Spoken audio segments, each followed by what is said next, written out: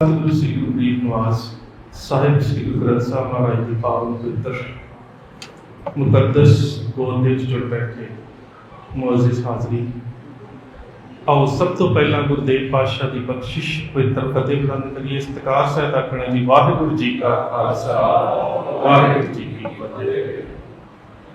ਸਭ ਤੋਂ ਪਹਿਲਾਂ ਤਾਂ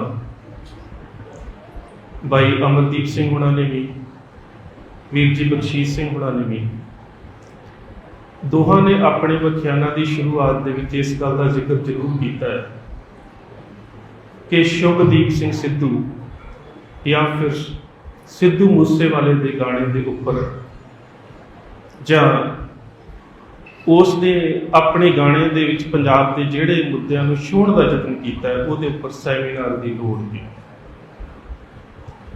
ਦਰਅਸਲ ਪਹਿਲੀ ਗੱਲ ਤਾਂ ਇਹ ਹੈ ਕਿ ਜਿੰਨੇ ਵੀ ਮੁੱਦੇ ਉਸ ਦੇ ਗੀਤ ਦੇ ਵਿੱਚ ਨੇ, ਉਹ ਚਾਹੇ ਪਿਛੋਕੜ ਦੀ ਗੱਲ ਹੈ, ਸਾਡੇ ਲਾਣੇ ਦੀ ਗੱਲ ਹੈ, ਸੋਵਰਨਿਟੀ ਦੀ ਗੱਲ ਹੈ, SYL ਦੀ ਗੱਲ ਹੈ, ਅੱਤ ਤੇ ਅੱਤਵਾਦੀ ਸ਼ਬਦ ਦੀ ਗੱਲ ਹੈ, ਇਹਦੇ ਤੋਂ ਇਲਾਵਾ SYL ਨੂੰ ਕਿਵੇਂ ਰੋਕਿਆ ਗਿਆ, ਇਹ ਸਾਰੇ ਮੁੱਦੇ ਜਿਹੜੇ ਨੇ ਉਸ ਗੀਤ ਦੇ ਵਿੱਚ ਉਸਨੇ ਛੋਹੇ ਨੇ।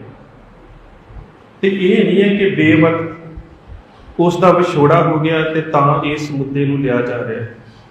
ਮੈਂ ਤੇ ਸੋਚਦਾ ਕਿ ਨੌਜਵਾਨੀ ਦੇ ਵਿੱਚ ਜਿਸ ਤਰ੍ਹਾਂ ਦੇ ਨਾਲ ਇਹਨਾਂ ਮੁੱਦਿਆਂ ਦਾ ਪੁਨਰ ਉਥਾਨ ਹੋਇਆ, ਜੇਕਰ ਉਹ ਵੀਰ ਸਰੀਰਕ ਤੌਰ ਤੇ ਜਿਉਂਦਾ ਵੀ ਹੁੰਦਾ ਤਾਂ ਵੀ ਇਹ ਮੁੱਦੇ ਜਿਹੜੇ ਨੇ ਪੰਜਾਬ ਦੇ ਭਵਿੱਖ ਦੇ ਨਾਲ ਜੁੜੇ ਹੋਏ ਸੀ। ਇਹਨਾਂ ਦੇ ਉੱਪਰ ਫਿਰ ਵੀ ਚਿੰਤਨ ਹੋਣਾ ਚਾਹੀਦਾ ਸੀ। ਹੁਣ ਕਿਉਂ, ਇਹਦਾ ਸਵਾਲ ਇੱਕ ਬਹੁਤ ਜ਼ਰੂਰੀ ਹੈ। ਜੇਕਰ ਅੱਜ ਇਹੀ ਸੈਮੀਨਾਰ ਕੇਵਲ ਤੇ ਕੇਵਲ SYL ਦੇ ਮੁੱਦੇ ਦੇ ਉੱਪਰ ਰੱਖਿਆ ਜਾਂਦਾ, ਤੁਹਾਡੇ 'ਚ ਕੋਈ ਵੀ ਨਾ ਹੋ।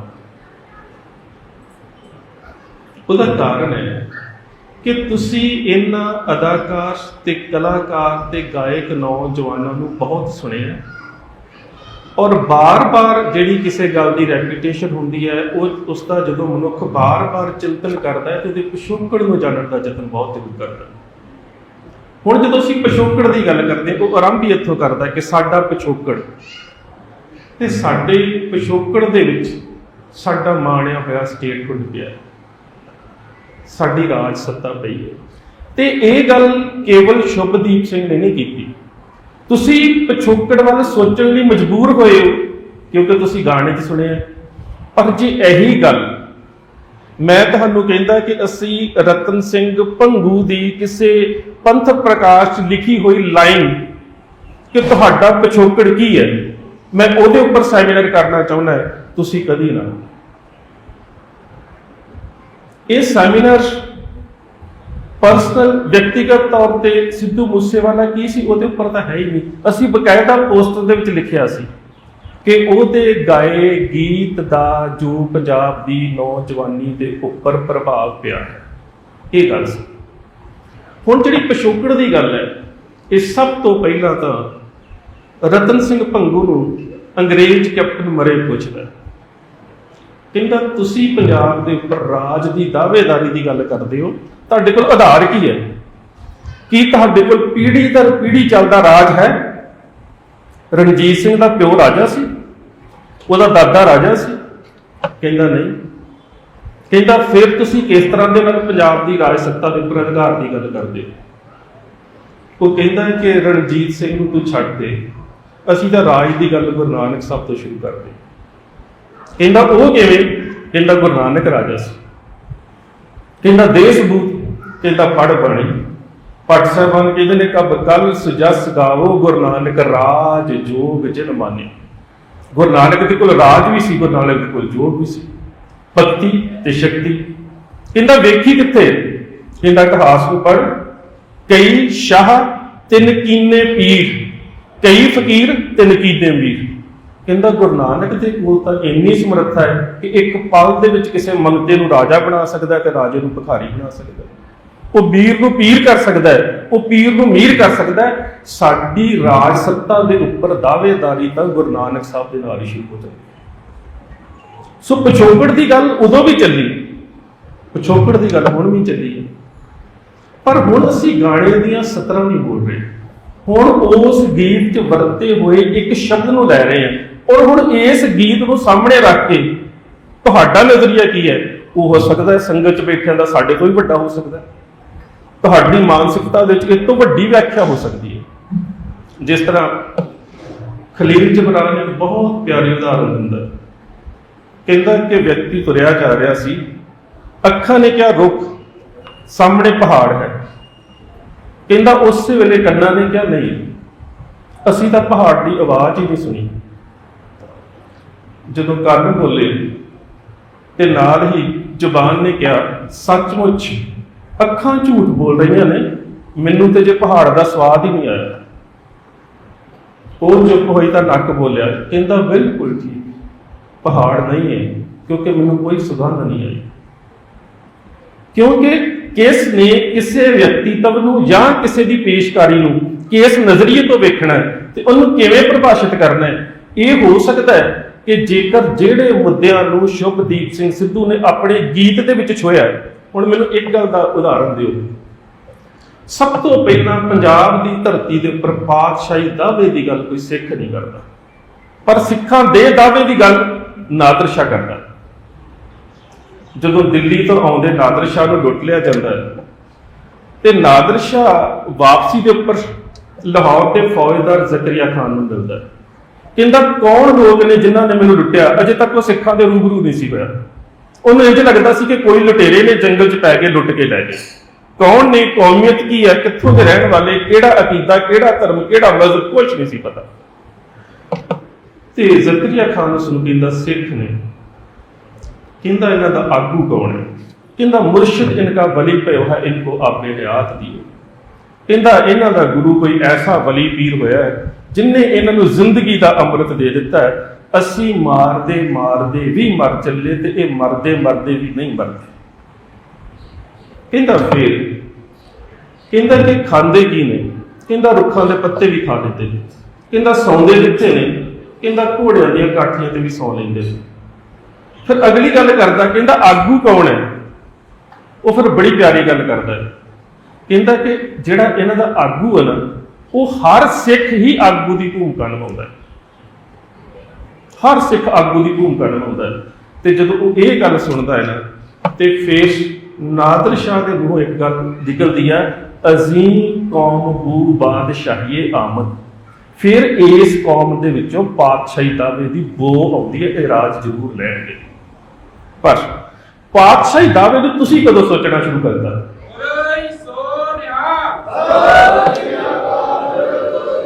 ਪਾਤਸ਼ਾਹੀ ਦਾਅਵੇ ਨੂੰ ਅਸੀਂ ਕਦੋਂ ਸੋਚਣਾ ਸ਼ੁਰੂ ਕੀਤਾ? ਜਦੋਂ ਦੀਪ ਸਿੱਧੂ ਨੇ ਬਾਰ-ਬਾਰ ਇੱਕ ਗੱਲ ਨੂੰ ਸਾਡੇ ਸਾਹਮਣੇ ਲਿਆਂਦਾ ਕਿ ਸਾਡਾ ਪਾਤਸ਼ਾਹੀ ਦਾਅਵਾ, ਸਾਡਾ ਪੰਜਾਬ ਦੇ ਉੱਪਰ ਹੱਕ ਹੈ, ਅਸੀਂ ਉਹ ਦਾਅਵਾ ਰੱਖਦੇ ਹਾਂ। ਜਦੋਂ ਬਾਰ-ਬਾਰ ਉਸ ਗੱਲ ਦੀ ਰੈਪੀਟੇਸ਼ਨ ਹੋਈ, ਹੁਣ ਸਾਡਾ ਹਰ ਨੌਜਵਾਨ ਫੇਸਬੁੱਕ ਦੇ ਉੱਪਰ ਦੀਪ ਸਿੱਧੂ ਦੀ ਫੋਟੋ ਪਈ ਹੋਵੇ, ਥੱਲੇ ਲਿਖਦਾ ਪਾਤਸ਼ਾਹੀ ਦਾਅਵਾ। ਉਹ ਗੱਲ ਬਾਰ-ਬਾਰ ਦੀ ਰੈਪੀਟੇਸ਼ਨ ਦੇ ਵਿੱਚੋਂ ਆਈ। ਹਿਟਲਰ ਦਾ ਇੱਕ ਪ੍ਰੋਪੇਗੈਂਡਾ ਸੈਕਟਰੀ ਹੋਇਆ ਜੋਸਫ ਗੋਬਲਸ। ਜੋਸਫ ਗੋਬਲਸ ਕਹਿੰਦਾ ਹੈ ਕਿ ਇੱਕ ਝੂਠ ਦਾ ਬਾਰ-ਬਾਰ ਦੁਹਰਾਓ ਵੀ ਉਸ ਨੂੰ ਸੱਚ ਕਰ ਦਿੰਦਾ ਹੈ। ਇੱਕ ਝੂਠ ਦਾ ਬਾਰ-ਬਾਰ ਦੁਹਰਾਓ ਉਸ ਨੂੰ ਸੱਚ ਕਰ ਦਿੰਦਾ ਹੈ। ਕਹਿੰਦਾ ਉਹਦਾ ਜਿਹੜਾ ਰਿਐਕਸ਼ਨ ਹੁੰਦਾ ਨਾ, ਉਹ ਘਟਦਾ ਨਜ਼ਰ ਆਉਂਦਾ। ਮੈਨੂੰ ਯਾਦ ਹੈ ਕਿ 1992 ਦੇ ਵਿੱਚ ਜਦੋਂ RSS ਦਾ ਮੁਖੀ ਰੱਜੂ ਭਈਆ ਸੀ, ਉਸਨੇ ਕਿਹਾ ਸਿੱਖ ਹਿੰਦੂ ਧਰਮ ਦਾ ਹਿੱਸਾ ਨਹੀਂ। ਸਾਰੀਆਂ ਜਥੇਬੰਦੀਆਂ 'ਚ ਇੱਕ ਵਾਰੀ ਅੱਗ ਲੱਗ ਗਈ, ਤੁਹਾਨੂੰ ਪਤਾ ਹੈ। ਅਸੀਂ ਹਿੰਦੂ ਧਰਮ ਦਾ ਹਿੱਸਾ ਨਹੀਂ ਹੈਗੇ ਜੀ। ਬਾਹਰ ਸੈਮੀਨਾਰ ਕਰਾਏ ਗਏ, ਪੰਜਾਬ ਦੇ ਵਿੱਚ ਆਉਣਾ ਸੀ, ਉਹਦੇ ਖਿਲਾਫ ਮੁਜ਼ਾਹਰੇ ਕੀਤੇ ਗਏ, ਬੜਾ ਕੁਛ ਹੋਇਆ। ਉਹਦੇ ਤੋਂ ਬਾਅਦ ਦੂਜਾ ਮੁਖੀ ਆਉਂਦਾ ਹੈ, ਸਿੱਖ ਹਿੰਦੂ ਧਰਮ ਦਾ ਅਭਿੰਨ ਅੰਗ ਹੈ। ਥੋੜਾ ਜਿਹਾ ਰਿਐਕਸ਼ਨ ਘਟ ਜਾਂਦਾ ਹੈ। ਉਸ ਤੋਂ ਬਾਅਦ ਤੀਜਾ ਮੁਖੀ ਇਹੀ ਗੱਲ ਕਰਦਾ ਹੈ। ਫਿਰ ਆਮ ਉਹਨਾਂ ਦੀਆਂ ਸ਼ਿਖਾਵਾਂ 'ਚ ਇਹੀ ਗੱਲ ਕੀਤੀ ਜਾਂਦੀ ਹੈ। ਅਸੀਂ ਹੌਲੀ ਹੌਲੀ ਰਿਐਕਸ਼ਨ ਘੱਟ ਕਰ ਦਿੱਤਾ। ਹੁਣ ਕੋਈ ਕਵੇ ਵੀ ਤੇ ਅਸੀਂ ਬੋਲਦੇ ਹੀ। ਉਹਦਾ ਕਾਰਨ ਕੀ ਕਿ ਬਾਰ-ਬਾਰ ਦੀ ਜਿਹੜੀ ਰੈਪੀਟੇਸ਼ਨ ਸੀ, ਉਸ ਨੇ ਉਸ ਰਿਐਕਸ਼ਨ ਨੂੰ ਖਤਮ ਕੀਤਾ। ਪਰ ਇਹਦਾ ਇੱਕ ਸਾਰਥਕ ਅਸਰ ਕੀ ਗਿਆ ਵੀ ਹਰ ਨੌਜਵਾਨ ਨੇ ਇਹ ਮੰਨ ਲਿਆ ਕਿ ਇਹ ਬੋਲਿਆ ਜਾ ਰਿਹਾ ਝੂਠ ਹੈ, ਦਰਅਸਲ ਅਸੀਂ ਇੱਕ ਵੱਖਰੀ ਕੌਮ। ਉਹਦੇ ਪ੍ਰਤੀਕਰਮ ਦੇ ਵਿੱਚੋਂ ਇਹ ਗੱਲ ਨਿਕਲੀ। ਹੁਣ ਜਦੋਂ ਸਿੱਧੂ ਮੂਸੇਵਾਲਾ ਆਪਣੀ ਗਾਣੇ ਦੀ ਆਖਰੀ ਲਾਈਨ 'ਚ ਕਹਿੰਦਾ ਨਿੱਤ ਨਵਾਂ ਹੁਣ ਗਾਣਾ ਆਊ, ਨਿੱਤ ਆਉਣ ਦਾ ਮਤਲਬ ਕੀ ਹੈ? ਰੈਪੀਟੇਸ਼ਨ। ਤੇ ਰੈਪੀਟੇਸ਼ਨ ਹੈ ਕਿਸ ਚੀਜ਼ ਦੀ ਹੈ? ਪੰਜਾਬ ਦੇ ਹੱਕਾਂ ਦੀ, ਪੰਜਾਬ 'ਚ ਵਾਪਰੇ ਵਰਤਾਰਿਆਂ ਦੀ, ਪੰਜਾਬ ਦੀ ਖੁਦਮੁਖਤਿਆਰੀ ਦੀ, ਫੈਡਰਲ ਸਟਰਕਚਰ ਦੀ ਗੱਲ ਹੈ, ਵੱਧ ਅਧਿਕਾਰਾਂ ਦੀ ਗੱਲ ਹੈ। ਸੋ ਪਹਿਲੀ ਗੱਲ ਤਾਂ ਸਾਨੂੰ ਕੇਵਲ ਤੇ ਕੇਵਲ ਇਹ ਵੇਖਣਾ ਚਾਹੀਦਾ ਹੈ ਕਿ ਜਿਹੜੇ ਮੁੱਦੇ ਉਠਾਏ ਗਏ ਨੇ ਸਾਡਾ ਸੰਬੰਧ ਉਹਨਾਂ ਮੁੱਦਿਆਂ ਦੇ ਨਾਲ ਵਿਅਕਤੀਗਤ ਤੌਰ ਤੇ ਕਿਸੇ ਦੀ ਕੀ ਸ਼ਖਸੀਅਤ ਹੈ, ਨਿੱਜੀ ਜ਼ਿੰਦਗੀ ਦੇ ਉੱਪਰ ਵਿਚਾਰ ਚਰਚਾ ਸਾਡੇ ਸੈਮੀਨਾਰ ਦਾ ਹਿੱਸਾ ਹੋਵੇ। ਅਸੀਂ ਤਾਂ ਕੇਵਲ ਤੇ ਕੇਵਲ ਇਹ ਵੇਖਣੀ ਹੈ ਕਿ ਜਿਹੜੇ ਮੁੱਦੇ ਉਸ ਵੱਲੋਂ ਉਭਾਰੇ ਗਏ ਉਹਦਾ ਪੰਜਾਬ ਦੀ ਨੌਜਵਾਨੀ ਦੇ ਉੱਪਰ ਇੰਨਾ ਵੱਡਾ ਪ੍ਰਭਾਵ ਕਿਉਂ ਪਿਆ, ਸਿਰਫ ਇਹ ਵੇਖਣਾ। ਮੈਂ ਪਹਿਲਾਂ ਵੀ ਕਿਹਾ ਸੀ ਕਿ ਇਹਨਾਂ ਮੁੱਦਿਆਂ ਦੇ ਉੱਪਰ ਬਹੁਤ ਸਾਰੇ ਸੈਮੀਨਾਰ ਹੋਏ, ਬਹੁਤ ਸਾਰੇ ਸੈਮੀਨਾਰ ਹੋਏ। SYL ਦੇ ਨਾਲ ਸੰਬੰਧਿਤ ਕਈ ਸੈਮੀਨਾਰਾਂ ਦੇ ਵਿੱਚ ਮੈਂ ਸ਼ਿਰਕਤ ਕਰ ਚੁੱਕਿਆ, ਜਾ ਕੇ ਵੇਖ ਚੁੱਕਿਆ। ਵੱਧ ਤੋਂ ਵੱਧ ਉਹੀ 5-10 ਨੌਜਵਾਨ ਹੁੰਦੇ ਨੇ ਜਿਹੜੇ ਬਾਰ-ਬਾਰ ਹੁੰਦੇ ਨੇ। ਇਸ ਵਾਰੀ ਸਾਰੇ ਨੌਜਵਾਨ ਨਵੇਂ ਨੇ, ਜਿਹੜੇ ਪੰਥਕ ਜਥੇਬੰਦੀਆਂ ਦੇ ਵਿੱਚ ਪਹਿਲਾਂ ਨਹੀਂ ਵਿਚਰੇ ਕਿਤੇ, ਜਿਹੜੇ ਚਿਹਰੇ ਅਸੀਂ ਨਹੀਂ ਵੇਖੇ। ਉਹਦਾ ਕਾਰਨ ਕੀ ਸੀ ਕਿ ਜਦੋਂ ਉਹਨਾਂ ਦੇ ਹਾਣ ਦੀ ਗੱਲ ਹੋਈ, ਹੁਣ SYL ਦੀ ਗੱਲ ਜਦੋਂ ਸੈਮੀਨਾਰਾਂ ਦੇ ਵਿੱਚ ਹੁੰਦੀ ਸੀ, ਜੇ ਮੈਂ ਉਸ ਪੱਧਰ ਦੀ ਹੁਣੇ ਸ਼ੁਰੂ ਕਰਦਾ ਤੁਸੀਂ ਉੱਠ ਕੇ ਚਲੇ ਜਾਣਾ, ਪਰ ਤੁਸੀਂ ਸਿੱਧੂ ਮੂਸੇਵਾਲੇ ਦੀ ਵੀ ਸੁਣਿਆ, ਤੁਸੀਂ ਮੈਨੂੰ ਨਹੀਂ ਸੁਣੋਗੇ, ਤੁਸੀਂ ਉਹਨੂੰ ਸੁਣਿਆ। ਕਾਰਨ ਕੀ ਸੀ? ਕਿਉਂਕਿ ਉਹ ਤੁਹਾਡੀ ਮਾਨਸਿਕਤਾ ਦੇ ਹਾਣ ਦੀ ਗੱਲ ਹੋ ਰਹੀ ਸੀ। ਜਦੋਂ ਅਸੀਂ SYL ਦੀ ਗੱਲ ਕਰਦੇ ਹਾਂ, ਅਸੀਂ ਪੰਜਾਬ ਦਾ ਜਿਹੜਾ ਪਾਣੀ ਸੀ ਨਾ, ਉਹ ਮਿਲੀਅਨ ਏਕੜ ਫੁੱਟ ਦੇ ਹਿਸਾਬ ਦੇ ਨਾਲ ਅੰਕੜੇ ਦੱਸਦੇ, ਉਹਨਾਂ ਦੇ ਵਿੱਚ ਕਿਸੇ ਦੀ ਦਿਲਚਸਪੀ ਨਹੀਂ। ਸੋ ਪਹਿਲੀ ਗੱਲ ਤਾਂ ਇਹ ਹੈ ਕਿ ਇਹ ਪੰਜਾਬ ਦੇ ਦੋ ਨੌਜਵਾਨਾਂ ਨੇ ਜੇ ਨੌਜਵਾਨੀ ਦੀ ਮਾਨਸਿਕਤਾ ਨੂੰ ਟੁੰਬਿਆ ਤਾਂ ਉਹਦਾ ਕਾਰਨ ਇਹ ਹੈ ਕਿ ਜਿਹੜੇ ਮੁੱਦੇ ਉਹਨਾਂ ਨੇ ਆਪਣੇ ਬੋਲਾਂ ਦੇ ਵਿੱਚ, ਆਪਣੀਆਂ ਲਿਖਤਾਂ ਦੇ ਵਿੱਚ ਉਭਾਰੇ, ਉਹ ਸਾਡੇ ਸਾਰਿਆਂ ਦੇ ਮੁੱਦੇ ਸੀ। ਪਹਿਲੀ ਗੱਲ ਤਾਂ ਇਹ ਮੰਨਣੀ ਪਵੇਗੀ ਕਿ ਇੱਥੇ ਕਿਸੇ ਸ਼ਖਸੀਅਤ ਦੀ ਗੱਲ ਨਹੀਂ ਹੈ। ਜਿਹੜੀ ਗੱਲ ਵੀਰ ਜੀ ਅਮਰਦੀਪ ਹੁਣੀ ਕਹਿ ਕੇ ਗਏ ਨੇ ਕਿ ਨਿੱਜੀ ਜ਼ਿੰਦਗੀ 'ਚ ਹੋ ਸਕਦਾ ਦੀਪ 'ਚ ਬਹੁਤ ਕਮਜ਼ੋਰੀਆਂ ਹੋਣ, ਪਰ ਸਾਡੇ ਸਾਹਮਣੇ ਉਹਦੀਆਂ ਦੋ ਗੱਲਾਂ ਸੀ ਕਿ ਉਹ 3 ਕਾਲੇ ਕਾਨੂੰਨਾਂ ਤੋਂ ਉੱਪਰ ਜਾ ਕੇ ਪੰਜਾਬ ਦੀ ਹੋਂਦ ਦੀ ਗੱਲ ਕਰਦਾ ਸੀ। ਤੇ ਸਾਡੇ ਸਾਹਮਣੇ ਹੁਣ ਗੱਲ ਹੈ ਕਿ ਸਿੱਧੂ ਮੂਸੇਵਾਲੇ ਨੇ ਉਸ ਨੇ ਪੰਜਾਬ ਦੀ ਸੋਵਰਨਟੀ ਦੀ, ਆਜ਼ਾਦ ਸੱਤਾ ਨੂੰ ਲੈ ਕੇ ਪੰਜਾਬ ਦੇ ਹੱਕਾਂ ਦੀ ਗੱਲ ਕੀਤੀ ਹੈ। ਸਾਡਾ ਜਿਹੜਾ ਮੁੱਦਾ ਇੱਥੇ ਕੇਂਦਰਿਤ ਹੋਣਾ ਚਾਹੀਦਾ। ਵਿਅਕਤੀਗਤ ਤੌਰ ਤੇ ਹਰ ਮਨੁੱਖ ਦੇ ਜੀਵਨ 'ਚ ਘਾਟਾਂ ਹੁੰਦੀਆਂ ਨੇ, ਪਰ ਦੂਜਾ ਜਿਹੜਾ ਸਵਾਲ ਸਭ ਤੋਂ ਜਿਹੜਾ ਵੱਡਾ ਪੈਦਾ ਹੁੰਦਾ ਹੈ, ਜਿਹਦਾ ਬਾਰ-ਬਾਰ ਸੋਸ਼ਲ ਮੀਡੀਆ ਦੇ ਉੱਪਰ ਦੁਹਰਾਓ ਵੀ ਹੁੰਦਾ ਹੈ ਕਿ ਨੌਜਵਾਨੀ ਜਿਹੜੀ ਹੈ, ਇਹਨਾਂ ਨੂੰ ਦੋ ਅਦਾਕਾਰਾਂ ਨੇ ਪ੍ਰਭਾਵਿਤ ਕੀਤਾ ਹੈ।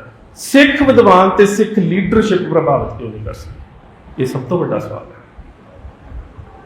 ਕਿ ਨੌਜਵਾਨੀ ਨੇ ਇਹਨਾਂ ਦੇ ਪ੍ਰਭਾਵ ਨੂੰ ਕਿਉਂ ਇੰਨਾ ਕਬੂਲਿਆ ਹੈ। ਉਹਦੇ ਵਿੱਚ ਸਾਨੂੰ ਆਪਣੀ ਨਾਕਾਮੀ ਜਿਹੜੀ ਹੈ ਗੁਰੂ ਦੀ ਹਜ਼ੂਰੀ 'ਚ ਸਵੀਕਾਰ ਕਰਨੀ ਪਵੇਗੀ, ਸਾਨੂੰ ਸਵੀਕਾਰ ਕਰਨੀ ਪਵੇਗੀ, ਕਿਉਂਕਿ ਬਾਰ-ਬਾਰ ਅਸੀਂ ਪੰਥਕ ਮੁੱਦਿਆਂ ਨੂੰ ਉਭਾਰਿਆ ਤੇ ਬਾਰ-ਬਾਰ ਅਸੀਂ ਪਿਛਾਂਹ ਹਟੇ। ਜਿਹੜੀ ਪੰਜਾਬ ਦੀ ਬਹੁਤਾਤ ਪੰਥਕ ਲੀਡਰਸ਼ਿਪ ਤੇ ਆਗੂ ਸ਼੍ਰੇਣੀ ਹੈ, ਉਹਦੇ ਤੋਂ ਮੋਹ ਭੰਗ ਹੋ ਚੁੱਕਾ ਸੀ ਤੇ ਨੌਜਵਾਨਾਂ ਨੇ ਇਹ ਵੇਖਿਆ ਕਿ ਨਹੀਂ, ਬੇਸ਼ੱਕ ਅਜੇ ਸਿੱਖੀ ਸਰੂਪ 'ਚ ਪੂਰੇ ਤੇ ਨਹੀਂ ਹੈਗੇ, ਪਰ ਕਮ ਸੇ ਕਮ ਜਿਹੜੇ ਮੁੱਦਿਆਂ ਦੀ ਗੱਲ ਕਰ ਰਹੇ ਨੇ ਉਹ ਤਾਂ ਸਾਡੇ ਭਵਿੱਖ ਦੇ ਮਸਲੇ ਨੇ। ਇਹ ਸਭ ਤੋਂ ਅਹਿਮ ਗੱਲ ਸੀ ਕਿ ਕਿਤੇ ਨਾ ਕਿਤੇ ਇੱਕ ਖਾਸ ਸਾਡੀ ਲੀਡਰਸ਼ਿਪ ਤੋਂ ਨੌਜਵਾਨੀ ਦਾ ਮੋਹ ਭੰਗ ਜ਼ਰੂਰ ਹੋ ਗਿਆ ਕਿ ਹਰ ਥਾਂ ਦੇ ਉੱਪਰ ਜਾ ਕੇ ਉਹੀ ਗੱਲਾਂ, ਉਹੀ ਮੁੱਦੇ, ਤੇ ਬਾਅਦ ਦੇ ਵਿੱਚ ਨੌਜਵਾਨਾਂ ਨੇ ਇੱਕ ਖਾਸ ਉਤੇਜਿਤ ਅਵਸਥਾ 'ਚ ਲਿਜਾ ਕੇ ਬਾਅਦ ਦੇ ਵਿੱਚ ਸਰਕਾਰ ਦੇ ਨਾਲ ਜਾ ਕੇ ਬਹਿ ਕੇ ਚਾਹ ਦੇ ਕੱਪ ਪੀ ਲੈਣੇ। ਜਿਹੜੀ ਨੌਜਵਾਨੀ ਹੈ ਉਹ ਬਾਰ-ਬਾਰ ਇਸ ਦੁਹਰਾਅ 'ਚੋਂ ਲੰਘ ਚੁੱਕੀ, ਜਿੱਥੇ ਸਾਨੂੰ ਪੰਥਕ ਖੇਤਰ 'ਚ ਵਿਚਰਨ ਵਾਲੇ ਲੋਕਾਂ ਨੂੰ ਆਪਣੀ ਜ਼ਿੰਮੇਵਾਰੀ ਜਿਹੜੀ ਉਹ ਕਬੂਲਣੀ ਪਵੇਗੀ। ਉਹਦੇ ਤੋਂ ਅਗਲੀ ਗੱਲ, ਜੇ ਮੈਂ ਉਹਦੇ ਗਾਣੇ ਨੂੰ ਪਿੱਛੇ ਸ਼ੁਰੂ ਕਰਾਂ ਤੇ ਜਦੋਂ ਕਹਿੰਦਾ ਕਿ ਬਾਰ-ਬਾਰ ਹੁਣ ਰੈਪੀਟੇਸ਼ਨ ਹੋਊਗੀ, ਬਾਰ-ਬਾਰ ਇਸ ਗੱਲ ਦਾ ਦੁਹਰਾਓ ਹੋਊਗਾ, ਉਹ ਜਿਹੜਾ ਦੁਹਰਾਓ ਹੈ ਉਹ ਹੀ ਪੰਜਾਬ ਦੀ ਨੌਜਵਾਨੀ ਦੀ ਮਾਨਸਿਕਤਾ ਨੂੰ ਆਪਣੇ ਹੱਕਾਂ ਦੇ ਪ੍ਰਤੀ ਜਾਗਰੂਕ ਕਰਦਾ, ਜਿਹੜਾ ਬਾਰ-ਬਾਰ ਦਾ ਦੁਹਰਾਅ ਹੈ। ਉਸ ਤੋਂ ਬਾਅਦ ਜਦੋਂ ਉਹ ਅਗਲੀ ਗੱਲ ਕਰਦਾ ਹੈ, ਉਸ ਗੱਲ ਦੇ ਉੱਪਰ ਵੀ ਸਾਨੂੰ ਕਿਤੇ ਨਾ ਕਿਤੇ ਧਿਆਨ ਦੇਣ ਦੀ ਜ਼ਰੂਰ ਲੋੜ ਹੈ, ਜਿਹਦੇ ਵਿੱਚ SYL ਦੀ ਗੱਲ ਆਉਂਦੀ ਹੈ ਤੇ ਫਿਰ ਆਉਂਦੀ ਹੈ ਬਲਵਿੰਦਰ ਸਿੰਘ ਜਟਾਣਾ ਦੀ ਗੱਲ। ਮੈਨੂੰ ਪਤਾ ਹੈ ਕਿ ਜਿੱਦਣ ਜਟਾਣਾ ਸਾਹਿਬ ਦੀ ਗੱਲ ਆਈ ਨਾ, ਤਾਂ ਬਹੁਤ ਸਾਰੇ ਲੋਕਾਂ ਨੇ ਕਮੈਂਟ ਕੀਤੇ ਕਿ ਹੁਣ ਸਿੱਖ ਸੰਘਰਸ਼ ਦੇ ਜਾਣਨ ਵਾਲੇ ਲੋਕ ਇਹਨਾਂ ਘੋਨੇ-ਮੋਨੇ ਗਾਇਕਾਂ ਦੇ ਕੋਲ ਸਿੱਖਣਗੇ ਜਾਂ ਸਿੱਖਾਂ ਨੇ ਇਹਦੇ ਬਾਰੇ ਕਿਉਂ ਨਹੀਂ ਲਿਖਿਆ। ਤੇ ਮੈਂ ਤੁਹਾਨੂੰ ਦੱਸ ਦੇਵਾਂ ਕਿ ਸਭ ਤੋਂ ਪਹਿਲਾਂ 2004 ਦੇ ਵਿੱਚ ਭਾਈ ਬਲਜੀਤ ਸਿੰਘ ਖਾਲਸਾ ਨੇ ਬਲਵਿੰਦਰ ਸਿੰਘ ਜਟਾਣਾ ਦੇ ਪਰਿਵਾਰ ਦੇ ਉੱਪਰ ਇੱਕ ਲੰਬਾ ਚੌੜਾ ਲੇਖ ਲਿਖਿਆ। ਕਿੰਨੇ ਲੋਕਾਂ ਨੇ ਪੜ੍ਹਿਆ? ਉਹਨਾਂ ਨੇ ਕਿਤਾਬ ਲਿਖੀ ਪੰਜਾਬ ਦੀ ਧਰਤੀ ਦੇ ਉੱਪਰ ਹਿੰਦੁਸਤਾਨੀ ਅੱਤਵਾਦ 2004 ਦਸੰਬਰ ਦੇ ਵਿੱਚ ਪਬਲਿਸ਼ ਹੋਈ। ਜਟਾਣਾ ਪਰਿਵਾਰ ਦੀਆਂ, ਉਹਨਾਂ ਦੀ ਦਾਦੀ ਦਵਾਰਕੀ ਜੀ ਤੋਂ ਲੈ ਕੇ ਸਾਰੇ ਜਿਹੜੇ ਪਰਿਵਾਰ ਦੇ ਲੋਕ ਕੂਲੇ ਵੱਲੋਂ ਮਾਰ ਦਿੱਤੇ ਗਏ, ਉਹਨਾਂ ਸਾਰਿਆਂ ਦੀਆਂ ਤਸਵੀਰਾਂ ਸੀ। ਪਰਿਵਾਰ ਦੇ ਮੈਂਬਰਾਂ ਦੀ ਇੰਟਰਵਿਊ ਸੀ ਔਰ ਸਾਰੇ ਹਾਲਾਤ ਸੀ। ਕਿੰਨੀ ਪੜੀ 1000 ਵੇਗੀ ਹੋਵੇਗੀ, 2000 ਵੱਧ ਤੋਂ ਵੱਧ 4000 ਜਾਂ 10000। 2007 ਦੇ ਵਿੱਚ ਮੈਂ ਪੂਲੇ ਦੇ ਉੱਪਰ ਇੱਕ ਵਿਸ਼ੇਸ਼ ਅੰਕ ਕੱਢਿਆ। ਉਹਦੇ 'ਚ ਜਟਾਣਾ ਸਾਹਿਬ ਦੇ ਸਾਰੇ ਪਰਿਵਾਰ ਦਾ ਜ਼ਿਕਰ ਸੀ ਕਿ ਕਿਸ ਤਰ੍ਹਾਂ ਦੇ ਨਾਲ ਸਮੇਤ ਸੈਣੀ ਦੇ ਉੱਪਰ ਹਮਲਾ ਹੁੰਦਾ ਹੈ, ਸਮੇਤ ਸੈਣੀ PGI 'ਚ ਦਾਖਲ ਹੁੰਦਾ ਹੈ, ਅਜੀਤ ਪੂਲਾ ਨਿਹੰਗ ਉਸ ਦਾ ਪਤਾ ਲੈਣ ਵਾਸਤੇ ਜਾਂਦਾ ਹੈ। ਉਸ ਵੇਲੇ ਜ਼ਖਮੀ ਹਾਲਤ ਵਿੱਚ ਸਮੇਤ ਸੈਣੀ ਉਹਨੂੰ ਕਹਿੰਦਾ ਹੈ ਕਿ ਮੇਰੇ ਉੱਪਰ ਹਮਲਾ ਕਰਨ ਵਾਲਾ ਵਿਅਕਤੀ ਜਿਹੜਾ ਬੱਬਰ ਖਾਲਸਾ ਦਾ ਬਲਵਿੰਦਰ ਸਿੰਘ ਜਟਾਣਾ ਹੈ, ਤੇ ਤੂੰ ਜਾ ਕੇ ਉਹਦੇ ਤੋਂ ਮੇਰੇ ਉੱਪਰ ਹੋਏ ਬੰਬ ਕਾਂਡ ਦਾ ਬਦਲਾ ਲੈ।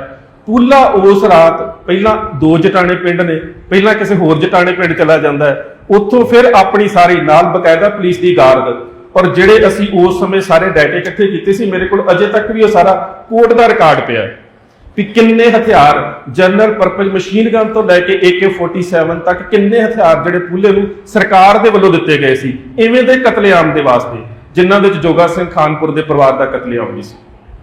ਹੁਣ ਤੁਸੀਂ ਵੇਖੋ ਉਹ ਇਸ ਪਰਿਵਾਰ ਦਾ ਆ ਕੇ ਕਤਲੇਆਮ ਕਰਦਾ ਹੈ, ਉਹਦੇ ਤੋਂ ਬਾਅਦ ਉਹ ਬੇਖੌਫ ਘੁੰਮਦਾ ਹੈ। ਉਸ ਤੋਂ ਬਾਅਦ ਵੀ ਮੇਰੇ ਖਿਆਲ ਦੇ ਨਾਲ 32 ਕਤਲ ਉਹਦੇ ਬਾਅਦ ਚ ਵੀ ਹੈਗੇ ਜਿਹੜੇ ਮੈਂ ਸਾਰੇ ਆਪਣੀ ਕਿਤਾਬ 'ਚ ਜ਼ਿਕਰ ਕੀਤਾ। ਕਿੰਨੇ ਜਣਿਆਂ ਨੇ ਉਹ ਕਿਤਾਬ ਪੜ੍ਹੀ? ਵੀਰ ਜੀ ਨੇ ਇੱਕ ਹੱਥ ਖੜਾ ਕਰ। ਹੁਣ ਗੱਲ ਸੀ ਕਿ ਉਹ ਕਿਤਾਬ ਹੁਣ ਤੱਕ ਸਾਰੀ 8000 ਕਾਪੀਆਂ ਉਹਦੀਆਂ ਛਪੀਆਂ, 8 ਵਾਰੀ ਛਪੀ, 1000 ਕਰਕੇ। ਹੁਣ ਲੋਕਾਂ ਨੂੰ ਇੰਝ ਲੱਗਦਾ ਕਿ ਯਾਰ ਜੀਤ ਪੁੱਲੇ ਵਾਲਾ ਮੁੱਦਾ ਪੁਰਾਣਾ ਹੋ ਗਿਆ, ਹੁਣ ਇਸ ਕਿਤਾਬ ਨੂੰ ਪੜ੍ਹ ਕੇ ਕੀ ਲੈਣਾ ਹੈ। ਪਰ ਜਿਹੜੀ ਗੱਲ ਤੇ ਮੈਂ ਆਉਣ ਲੱਗਾ ਕਿ ਮੂਸੇਵਾਲਾ ਜਦੋਂ ਗੱਲ ਕਰਦਾ SYL ਦੀ ਤੇ ਉਹਦੇ ਨਾਲ ਜੋੜਦਾ ਜਟਾਣੇ ਨੂੰ, ਪਹਿਲੀ ਗੱਲ ਤੇ ਇਹ ਗੱਲ ਅਸੀਂ ਥੋੜੀ ਜਿਹੀ ਪਿਛੋਕੜ 'ਚ ਸਮਝਣ ਦਾ ਯਤਨ ਕਰੀਏ ਔਰ ਸਮਝਣਾ ਵੀ ਬਹੁਤ ਜ਼ਰੂਰੀ ਪੈਣਾ।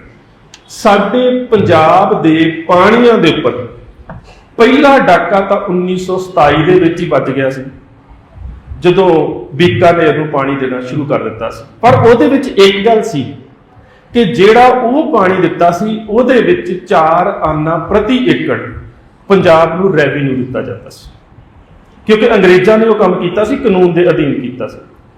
ਉਸ ਤੋਂ ਬਾਅਦ 1947 ਦੇ ਵਿੱਚ ਸਤਲੁਜ ਦੇ ਵਿੱਚ ਸਾਡੇ ਕੋਲ 18 ਮਿਲੀਅਨ ਲੱਖ ਏਕੜ ਪਾਣੀ ਸੀ, MF 18 MAF, ਤੇ ਉਹਦੇ ਵਿੱਚੋਂ 13.5 ਰਾਜਸਥਾਨ ਨੂੰ ਦੇ ਦਿੱਤਾ, ਸਾਡੇ ਕੋਲ ਰਹਿ ਗਿਆ 4.5 1947 ਦੇ ਵਿੱਚ। 47 ਤੋਂ ਬਾਅਦ ਪਾਣੀਆਂ ਦੀ ਜਿਹੜੀ ਅਗਲੀ ਵੰਡ ਹੈ ਉਹਦੇ ਵਿੱਚ ਉਦੋਂ ਪੰਜਾਬ ਤੇ ਹਰਿਆਣਾ ਇਕੱਠੇ ਨੇ। 1955 ਦੇ ਵਿੱਚ ਜਿਹੜੀ ਵੰਡ ਹੁੰਦੀ ਹੈ ਉਹਦੇ ਵਿੱਚ ਜਿਹੜਾ ਪੰਜਾਬ ਤੇ ਹਰਿਆਣਾ ਇਹਨਾਂ ਕੋਲ ਵਿੱਚ ਹਿਮਾਚਲ ਪਾ ਕੇ ਕੇਵਲ 72 LAF ਪਾਣੀ ਰਹਿ ਜਾਂਦਾ, ਰਾਜਸਥਾਨ ਨੂੰ 80 LAF ਦਿੱਤਾ ਜਾਂਦਾ ਤੇ 6.5 ਜੰਮੂ ਕਸ਼ਮੀਰ ਨੂੰ ਦੇ ਦਿੱਤਾ ਜਾਂਦਾ। ਉਹਦੇ ਤੋਂ ਬਾਅਦ ਪੰਜਾਬੀ ਸੂਬਾ ਮੋਰਚਾ ਲੱਗਦਾ ਤੇ 66 ਤੱਕ, ਜਦੋਂ ਤੱਕ ਪੰਜਾਬੀ ਸੂਬਾ ਹੋਣ ਦੇ ਵਿੱਚ ਨਹੀਂ ਆਉਂਦਾ। ਅੱਜ ਜਿਸ ਦਿਨ ਅੱਜ ਅਸੀਂ ਗੁਰੂ ਦੀ ਗੋਦ 'ਚ ਬੈਠੇ ਹਾਂ, ਇਹ ਉਹ ਦਿਨ ਹੈ ਜਿਸ ਦਿਨ ਦਰਬਾਰ ਸਾਹਿਬ ਦੇ ਉੱਪਰ ਇੱਕ ਪੁਲਿਸ ਅਫਸਰ ਤਰਵਾੜੀ ਦੀ ਅਗਵਾਈ ਦੇ ਵਿੱਚ ਹਮਲਾ ਕੀਤਾ ਗਿਆ ਸੀ ਪੰਜਾਬੀ ਸੂਬੇ ਮੋਰਚੇ ਦੇ ਦੌਰਾਨ, ਸਿੰਘ ਜ਼ਖਮੀ ਹੋਏ। ਔਰ ਪੰਜਾਬੀ ਸੂਬੇ ਦੇ ਮੋਰਚੇ ਨੂੰ ਜੇਕਰ ਅਸੀਂ ਵੇਖੀਏ ਤਾਂ ਪੰਜਾਬ ਕੇਵਲ ਤੇ ਕੇਵਲ ਇਸ ਦੇਸ਼ ਦੀ ਉਹ ਪਹਿਲੀ ਸਟੇਟ ਹੈ ਜਿਹਨੂੰ ਬੋਲੀ ਤੇ ਆਧਾਰਿਤ ਆਪਣਾ ਖਿੱਤਾ ਲੈਣ ਦੇ ਵਾਸਤੇ ਵੀ ਸੰਘਰਸ਼ ਕਰਨਾ ਪੈ ਰਿਹਾ। ਜਦੋਂ ਕਿ ਤਾਮਿਲਨਾਡੂ ਲੈਣ ਲੱਗਿਆ ਤਾਮਿਲਾਂ ਨੇ ਕੋਈ ਸੰਘਰਸ਼ ਨਹੀਂ ਕੀਤਾ, ਮਹਾਰਾਸ਼ਟਰ ਲੈਣ ਲੱਗਿਆ ਮਰਾਠਿਆਂ ਨੇ ਕੋਈ ਸੰਘਰਸ਼ ਨਹੀਂ ਕੀਤਾ। ਇੱਕ ਪੰਜਾਬ ਹੈ ਜਿਹਨੂੰ ਆਪਣਾ ਖੇਤੀ ਆਧਾਰਿਤ ਖਿੱਤਾ ਤੇ ਬੋਲੀ ਆਧਾਰਿਤ ਖਿੱਤਾ ਲੈਣ ਦੇ ਵਾਸਤੇ ਵੀ ਸੰਘਰਸ਼ ਕਰਨਾ ਪੈਂਦਾ, ਉਹ ਵੀ ਅਜੇ ਸਾਨੂੰ ਪੰਜਾਬੀ ਬੋਲਦੇ ਪੂਰੇ ਇਲਾਕੇ ਮਿਲੇ ਨਹੀਂ। ਖੈਰ ਉਹਦੇ ਕੁਝ ਫਾਇਦੇ ਵੀ ਹੋਏ, ਕੁਝ ਨੁਕਸਾਨ ਵੀ ਹੋਏ। ਇੱਕ ਖਾਸ ਰਾਜਨੀਤਿਕ ਧਿਰ ਅਕਾਲੀ ਦਲ ਵਿੱਚੋਂ ਆਪਣਾ ਫਾਇਦਾ ਸੋਚਦਾ ਸੀ ਕਿ ਅਸੀਂ ਪੰਜਾਬ ਦੀ ਰਾਜਨੀਤਿਕ ਸੱਤਾ ਦੇ ਉੱਪਰ ਹਮੇਸ਼ਾ ਬਿਰਾਜਮਾਨ ਰਹਿ ਸਕਦੇ ਹਾਂ। ਜਿਸ ਤਰ੍ਹਾਂ ਦੇ ਨਾਲ ਪੰਜਾਬ ਦੀ ਰਾਜਨੀਤੀ 'ਚ ਉਹ ਅੱਜ ਹਾਸ਼ੀਏ ਤੇ ਨੇ, ਇਹ ਉਹਨਾਂ ਦੀਆਂ ਕੀਤੀਆਂ ਹੋਈਆਂ ਜਿਹੜੀਆਂ ਗਲਤੀਆਂ ਤੇ ਗੁਨਾਹਾਂ ਦਾ ਖਮਿਆਜ਼ਾ ਹੀ ਭੁਗਤ ਰਹੇ ਨੇ। ਪਰ ਖੈਰ ਅਸੀਂ ਉਹ ਗੱਲ ਕਰੀਏ। ਉਹਦੇ ਤੋਂ ਬਾਅਦ ਜਵਾਹਰ ਲਾਲ ਨਹਿਰੂ ਨੇ ਸਿੱਖਾਂ ਨੂੰ ਕੋਰੀ ਨਾ ਕਰ ਦਿੱਤੀ ਇਸ ਗੱਲ ਦੀ। ਮਾਸਟਰ ਤਾਰਾ ਸਿੰਘ ਨੇ ਜਦੋਂ ਇਹ ਗੱਲ ਕਹੀ ਨਾ ਕਿ ਪੰਡਤ ਜੀ ਯਾਦ ਕਰੋ, ਤੁਸੀਂ ਇਹ ਗੱਲ ਕਹੀ ਸੀ ਕਿ ਆਜ਼ਾਦੀ ਦੇ ਵਿੱਚ ਸਿੱਖਾਂ ਦੀ ਇੰਨੀ ਵੱਡੀ ਭੂਮਿਕਾ ਹੈ ਕਿ ਉਸ ਭੂਮਿਕਾ ਦੇ ਬਦਲੇ ਇਹਨਾਂ ਨੂੰ ਇੱਕ ਇਵੇਂ ਦਾ ਇਲਾਕਾ ਦਿੱਤਾ ਜਾਵੇਗਾ ਜਿੱਥੇ ਇਹ ਆਜ਼ਾਦੀ ਦਾ ਨਿੱਘ ਤੇ ਆਭਾ ਮਾਣ ਸਕਣ। ਉਸ ਤੋਂ ਬਾਅਦ ਸਟੇਟ ਕਾਂਗਰਸ ਦਾ ਬਿਆਨ ਸੀ ਕਿ ਸਿੱਖਾਂ ਨੂੰ ਇਵੇਂ ਦਾ ਖਿੱਤਾ ਰਾਖਵੇਂ ਤੌਰ ਤੇ ਦਿੱਤਾ ਜਾਵੇ ਜਿਹਦੇ 'ਚ ਉਹ ਵੀ ਆਜ਼ਾਦੀ ਦਾ ਆਨੰਦ ਲੈ ਸਕਣ। ਤੇ ਜਦੋਂ ਮਾਸਟਰ ਤਾਰਾ ਸਿੰਘ ਨੇ ਇਹ ਸਾਰੀਆਂ ਗੱਲਾਂ ਜਵਾਹਰ ਲਾਲ ਨਹਿਰੂ ਨੂੰ ਚੇਤੇ ਕਰਾਈਆਂ ਤੇ ਜਵਾਹਰ ਲਾਲ ਨਹਿਰੂ ਦਾ ਜਵਾਬ ਪਤਾ ਕੀ ਸੀ? ਮਾਸਟਰ ਜੀ, ਉਹ ਜ਼ਮਾਨੇ ਔਰ ਥੇ, ਜੇ ਜ਼ਮਾਨੇ ਔਰ। ਉਦੋਂ ਅਸੀਂ ਗੁਲਾਮ ਸੀ, ਉਦੋਂ ਤਾਂ ਅਸੀਂ ਹਰ ਤਰ੍ਹਾਂ ਦਾ ਨਾਰਾ ਲਾ ਸਕਦੇ ਸੀ। ਹੁਣ ਅਸੀਂ ਰਾਜਨੀਤਿਕ ਸੱਤਾ ਦੇ ਉੱਪਰ ਕਾਬਜ਼ ਹੈ। ਹੁਣ ਤੁਹਾਨੂੰ ਇਹਨਾਂ ਗੱਲਾਂ ਨੂੰ ਭੁੱਲ ਜਾਣਾ ਚਾਹੀਦਾ। ਪੰਜਾਬੀ ਸੂਬਾ ਮੋਰਚਾ ਜਿੰਨਾ ਚਿਰ ਨਹਿਰੂ ਜਿੰਦਾ ਰਿਹਾ, ਆ ਪਿੱਛੇ ਜੇ ਮੇਰੇ ਖਿਆਲ ਮੈਂ ਭਾਜੀ ਅਜਮੇਰ ਸਿੰਘ ਹੋਣਾ ਦੇ ਇੱਕ ਆਰਟੀਕਲ ਸ਼ਾਇਦ ਪੜ੍ਹ ਰਿਹਾ ਸੀਗਾ ਕਿ ਪ੍ਰੀਤਮ ਸਿੰਘ ਆਈਏਐਸ ਦਾ ਕੋਈ ਆਰਟੀਕਲ ਸੀਗਾ ਜਿਹਦੇ ਵਿੱਚ ਉਹ ਕਹਿੰਦਾ ਕਿ ਸਾਨੂੰ ਜਵਾਹਰ ਲਾਲ ਨਹਿਰੂ ਨੇ ਖੁੱਲੀਆਂ ਹਦਾਇਤਾਂ ਦਿੱਤੀਆਂ ਸੀ, ਐਵੇਂ ਦੀਆਂ ਹਦਾਇਤਾਂ ਜਿਹੜੀਆਂ ਕੇਪੀਐਸ ਗਿੱਲ ਨੂੰ ਬਾਅਦ ਚ ਦਿੱਤੀਆਂ ਗਈਆਂ ਕਿ ਜੋ ਵੀ ਕੁਝ ਹੁੰਦਾ ਹੈ ਕਰ ਲਓ, ਫੜ ਲਓ, ਡੱਕ ਲਓ, ਮਾਰ ਦਿਓ, ਜੇਲ੍ਹਾਂ 'ਚ ਦੇ ਲਓ, ਫੱਟੜ ਕਰ ਦਿਓ, ਜ਼ਖਮੀ ਕਰ ਦਿਓ, ਜੋ ਵੀ ਕਰਨਾ ਹੈ ਕਰ ਦਿਓ, ਬਸ ਪੰਜਾਬੀ ਸੂਬਾ ਨਹੀਂ ਬਣਨਾ ਚਾਹੀਦਾ। ਕਹਿੰਦਾ ਜਿੰਨੇ ਵੀ ਐਡਮਿਨਿਸਟ੍ਰੇਸ਼ਨ ਦੇ ਆਫਿਸ ਸੀ ਉਹਨਾਂ ਨੂੰ ਇਹ ਹਦਾਇਤਾਂ ਸੀ, ਟੋਟਲੀ ਪੰਜਾਬ ਦੀ ਜਿਹੜੀ ਬਿਊਰੋਕ੍ਰੇਸੀ ਹੈ ਕਿ ਜੋ ਵੀ ਕਰਨਾ ਹੈ ਕਰੋ। ਇੰਦਰਾ ਗਾਂਧੀ ਰਾਜ ਸੱਤਾ 'ਚ ਆਉਂਦੀ ਹੈ ਤੇ 1976 ਦੇ ਵਿੱਚ ਪੰਜਾਬ ਦੇ ਪਾਣੀਆਂ ਦੇ ਉੱਪਰ ਦੂਜਾ ਡਾਕਾ ਵੱਜਦਾ ਹੈ, ਕਿਉਂਕਿ 66 ਦੇ ਵਿੱਚ ਪੰਜਾਬ ਤੇ ਹਰਿਆਣਾ ਵੱਖ ਹੋ ਜਾਂਦੇ ਨੇ ਤੇ ਪੰਜਾਬ ਤੇ ਹਰਿਆਣੇ ਦੇ ਕੋਲ ਜਿਹੜਾ ਟੋਟਲ ਪਾਣੀ ਵੰਡੇ ਆਉਂਦਾ ਹੈ ਉਹ 72 LAF। ਉਸ 72 LAF ਦੇ ਨਾਲ 80 LAF ਫਿਰ ਰਾਜਸਥਾਨ ਨੂੰ ਜਾਂਦਾ ਹੈ ਤੇ 2% 2 LAF ਫਿਰ ਦਿੱਲੀ ਨੂੰ ਦਿੱਤਾ ਜਾਂਦਾ ਹੈ। ਤੇ ਇਹਦੇ ਨਾਲ ਜਦੋਂ ਪੰਜਾਬੀ ਸੂਬਾ ਬਣਦਾ ਹੈ, ਜਿਹੜੀ ਸਭ ਤੋਂ ਵੱਡੀ ਗੱਲ ਤੁਸੀਂ ਹੁਣ ਸਿੱਧੂ ਮੂਸੇਵਾਲੇ ਦੇ ਗੀਤ ਦੇ ਵਿੱਚੋਂ ਵੇਖਣੀ ਹੈ। ਮੈਨੂੰ ਭਾਜੀ ਹੁਣਾਂ ਨੇ, ਭਾਜੀ ਜਮੇਰ ਸਿੰਘ ਹੁਣਾਂ ਨੇ ਅੱਜ ਇੱਕ ਆਰਟੀਕਲ ਭੇਜਿਆ ਕਿਸੇ ਦਾ, ਉੱਤੇ ਸੀਗਾ ਕਿ ਇਹ ਕੱਚ ਘਰੜਗੀ ਤੇ ਨੀਵੀਂ ਪੱਧਰ ਦੀ ਜਿਹੜੀ ਉਹਦੀ ਤੁਕਬੰਦੀ ਹੈ ਸਿੱਧੂ ਮੂਸੇਵਾਲੇ ਬਾਰੇ। ਉਹ ਇੱਕ ਖੱਬੇ ਪੱਖੀ ਧਿਰ ਜਿਹੜੀ ਇਹ ਗੱਲ ਕਹਿ ਰਹੀ ਹੈ। ਗੱਲ ਉਹ ਤੁਕਬੰਦੀ ਕਿਵੇਂ ਦੀ ਹੈ, ਗੱਲ ਇਹ ਨਹੀਂ ਹੁੰਦੀ, ਗੱਲ ਮੁੱਦਿਆਂ ਦੀ ਹੁੰਦੀ ਹੈ।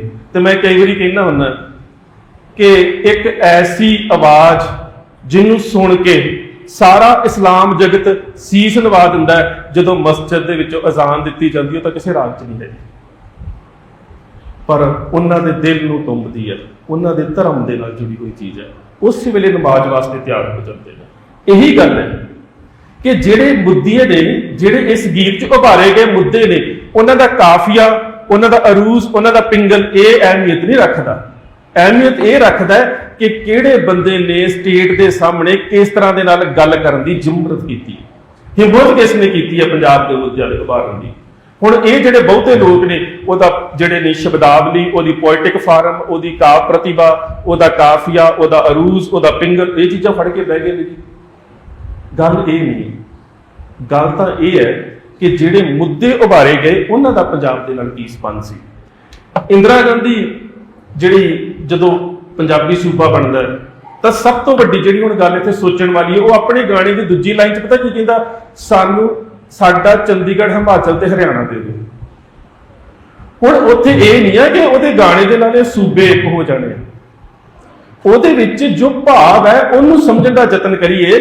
ਕਿਉਂਕਿ ਜਦੋਂ ਇਹਨਾਂ 3 ਸਟੇਟਾਂ ਦੀ ਵੰਡ ਹੋਈ ਹੈ, ਜਦੋਂ ਵੱਡੇ ਪੰਜਾਬ ਨੂੰ 3 ਹਿੱਸਿਆਂ 'ਚ ਵੰਡਿਆ ਗਿਆ ਹੈ ਤੇ ਪੰਜਾਬ ਦਾ ਜਿਹੜਾ ਰੀਆਰਗੇਨਾਈਜੇਸ਼ਨ ਐਕਟ ਹੈ, ਪੰਜਾਬ ਰੀਆਰਗੇਨਾਈਜੇਸ਼ਨ ਐਕਟ, ਜਿਸ ਨੂੰ ਪੰਜਾਬ ਪੁਨਰਗਠਨ ਕਾਨੂੰਨ ਕਿਹਾ ਜਾਂਦਾ ਹੈ, ਉਹਦੀ 78, 79 ਤੇ 80 ਧਾਰਾ ਦੇ ਅਧੀਨ ਜਿੰਨੇ ਵੀ ਪੰਜਾਬ ਦੇ ਪਾਣੀਆਂ ਦੇ ਹੱਕ ਨੇ ਉਹ ਸਾਰੇ ਕੇਂਦਰ ਦੇ ਕੋਲ ਚਲੇ ਗਏ।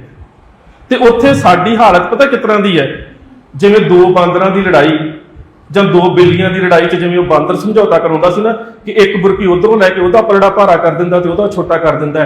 ਕੇਂਦਰ ਦੇ ਹੱਥ ਦੇ ਵਿੱਚ ਉਹ ਤੱਕੜੀ ਹੈ, ਉਹ ਆਪਣੀ ਮਰਜ਼ੀ ਦੇ ਨਾਲ ਪੰਜਾਬ ਤੇ ਹਰਿਆਣੇ ਨੂੰ ਲੜਾਉਂਦਾ। ਪਰ ਇਹਦੇ 'ਚ ਇਹ ਨਹੀਂ ਹੈ ਕਿ ਸਟੇਟ ਇੱਕ ਹੋ ਜਾਣੇ, ਐਡਮਿਨਿਸਟ੍ਰੇਸ਼ਨ ਵੱਖਰੀ ਵੀ ਰਹਿੰਦੀ, ਪਰ ਜੇਕਰ ਸੂਬੇ ਦੇ ਪਾਣੀਆਂ ਤੇ ਬਿਜਲੀ ਦੇ ਅਧਿਕਾਰ ਸੂਬਿਆਂ ਦੇ ਕੋਲ ਰਹਿੰਦੇ ਤਾਂ ਸ਼ਾਇਦ ਜਿੰਨਾ ਟਕਰਾਅ ਪੈਦਾ ਹੋਇਆ ਸ਼ਾਇਦ ਉਹ ਨਾ ਹੁੰਦਾ। ਗੱਲ ਸਮਝਣ ਦੀ ਇਹ ਹੈ ਕਿ ਉਹਦੇ ਗਾਣੇ ਦੇ ਨਾਲ ਦੁਬਾਰਾ ਹਿੰਦੁਸਤਾਨ ਦੀ ਸਰਕਾਰ ਨੇ ਨਾ ਸੂਬਿਆਂ ਨੂੰ ਇੱਕ ਨਹੀਂ ਕਰ ਦੇਣਾ। ਗੱਲ ਤੇ ਉਸ ਦੇ ਦਰਦ ਨੂੰ ਸਮਝਣ ਦੀ ਹੈ ਕਿ ਜਿਹੜੇ ਸੂਬਿਆਂ ਦੇ ਕੋਲ ਖੋਏ ਗਏ ਹੱਕ ਨੇ, ਔਰ ਹੱਕ ਇਹ ਖੋਏ ਗਏ ਕਿ ਅੱਜ ਪਾਣੀ ਦੇ ਕਿਸੇ ਵੀ ਝਗੜੇ ਦੇ ਉੱਪਰ ਕਿਸੇ ਵੀ ਸਟੇਟ ਨਾਲ ਹੋਵੇ, ਪੰਜਾਬ ਦੀ ਸਰਕਾਰ ਦੇ ਕੋਲ ਕੋਈ ਅਧਿਕਾਰ ਨਹੀਂ, ਸਾਰੇ ਅਧਿਕਾਰ ਕੇਂਦਰ ਦੇ ਕੋਲ ਨੇ। ਉਹਦੇ ਤੋਂ ਬਾਅਦ ਜੇ ਪੰਜਾਬ ਤੇ ਹਰਿਆਣਾ ਤੇ ਹਿਮਾਚਲ ਫਸਟ ਰਿਪੇਰੀਅਨ ਸਟੇਟ ਹੈ, ਉਹ ਉਨਾ ਹੀ ਪਾਣੀ ਦਿੰਦਾ ਹੈ ਜਿੰਨਾ ਉਹ ਵਰਤੋਂ ਤੋਂ ਬਾਅਦ ਉਹਦੇ ਕੋਲ ਵਾਧੂ ਹੁੰਦਾ ਹੈ।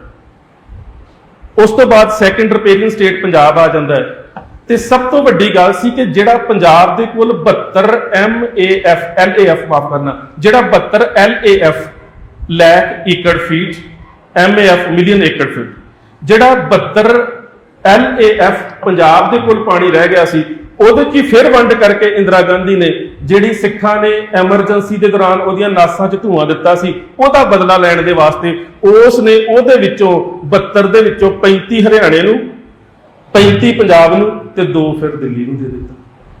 72 ਦੀ ਵੰਡ ਇਸ ਤਰ੍ਹਾਂ ਕਰ ਦਿੱਤੀ। ਤੇ ਉਹਦੇ ਤੋਂ ਬਾਅਦ ਦੀਆਂ ਜਿਹੜੀਆਂ ਵੰਡਾਂ ਨੇ ਨਾ, ਆਜ਼ਾਦੀ ਕਮਿਸ਼ਨ ਤੱਕ, ਜੇ ਤੁਸੀਂ ਉਹ ਵੇਖੋ ਤੇ ਉਹ ਐਵੇਂ ਦੀਆਂ ਵੰਡਾਂ ਨੇ। ਨਹੀਂ ਤੇ ਦੁਨੀਆ ਦੇ ਪਾਣੀਆਂ ਦੇ ਕਾਨੂੰਨ ਕਹਿੰਦੇ ਨੇ ਕਿ ਹਰ 25 ਸਾਲ ਬਾਅਦ ਇਹ ਅੰਦਾਜ਼ਾ ਲਗਾਇਆ ਜਾਣਾ ਚਾਹੀਦਾ ਕਿ ਕਿਸੇ ਸਟੇਟ ਨੂੰ ਪਾਣੀ ਦੀ ਕਿੰਨੀ ਲੋੜ ਹੈ, ਉਹਦੇ ਪੀਣ ਦੇ ਪਾਣੀ ਦੀ ਲੋੜ, ਉਹਦੇ ਜ਼ਰਾਇਤੀ ਖੇਤਰ ਦੀ ਲੋੜ, ਲੋਕਾਂ ਦੀ ਇੰਡਸਟਰੀ ਦੀ ਲੋੜ, ਉਹਦੇ ਤੋਂ ਬਾਅਦ ਪਾਣੀ ਦੀ ਵੰਡ ਹੋ ਸਕਦੀ ਹੈ। ਪਰ ਸਾਡਾ ਸਭ ਕੁਝ ਅੰਗਰੇਜ਼ਾਂ ਦੇ ਵੇਲੇ ਦਾ ਚੱਲਣ ਆ ਰਿਹਾ, ਪਾਣੀ ਮੁੱਕਦਾ ਜਾ ਰਿਹਾ ਹੈ ਤੇ ਜਿੰਨੇ ਵੀ ਕਾਨੂੰਨ ਬਣਦੇ ਨੇ ਉਹ 'ਚ ਪੰਜਾਬ ਦਾ ਪਾਣੀ ਵੱਧ ਵਿਖਾਇਆ ਜਾ ਰਿਹਾ। ਕਾਹਦੇ ਕਰਕੇ ਵੱਧ ਵਿਖਾਇਆ ਜਾ ਰਿਹਾ? ਮੰਨ ਲਓ ਮੇਰੀ ਜੇਬ ਦੇ ਵਿੱਚ 50 ਪੈਸੇ ਨੇ, ਹੈ ਹੀ 50 ਪੈਸੇ, ਤੇ ਮੈਂ ਤੁਹਾਨੂੰ 25 ਪੈਸੇ ਦੇ ਦਿੱਤੇ। उसके बाद मैनू क्या कहा, तू मन, हुण मेरे को 25 रह गए ना, मैनू क्या कहा तू मन ला, तेरे को 40 ने 20 होर दे सन।